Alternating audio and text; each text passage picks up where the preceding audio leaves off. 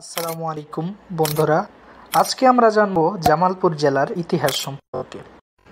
আমি আছি মোহাম্মদ ইয়াসির হামিদ। তো শুরু করা যাক আজকের ভিডিও। জামালপুর জেলা ইতিহাসের পাতায় উঠে এসেছে 1885 সালে, যখন এটি ময়মনসিংহ জেলার অধীনে একটি মহকুমা ছিল। ধারণা করা হয় হজরত শাহজামাল রহমতুল্লাহ আলাই এর নাম অনুসারে জামালপুর জেলার নামকরণ করা হয়েছে। 1978 সালে 26শে ডিসেম্বর জামালপুর আলাদা জেলা হিসেবে আত্মপ্রকাশ করে। জামালপুর জেলার ভিতরে রয়েছে 7টি উপজেলা। এই 7টি উপজেলা হচ্ছে জামালপুর সদর, মেলান্দ, মাদারগঞ্জ, ইসলামপুর, সরিষাবাড়ি, দেওয়ানগঞ্জ ও বকশীগঞ্জ।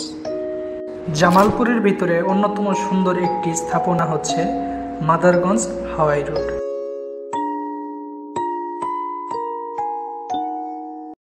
এছাড়াও জামালপুর জেলার ভিতরে রয়েছে লুইস ভিলেজ রিসোর্ট, দয়ামী মন্দির, গান্ধী আশ্রম, লাউচাপড়া পাহাড় সহ হজরত শাহজালাল রহমতুল্লাহ আলাইহির মাজার। জামালপুরে সবচেয়ে সুন্দর একটি স্থান হচ্ছে লাউচাপড়া পাহাড়। এই পাহাড়ের পাশ ঘেঁষে রয়েছে ইন্ডিয়ার বর্ডার এবং কি এই পাহাড়ের মনোমুগ্ধকর পরিবেশ বাংলাদেশের সকল মানুষকে জামালপুরে আসার জন্য আকৃষ্ট করে।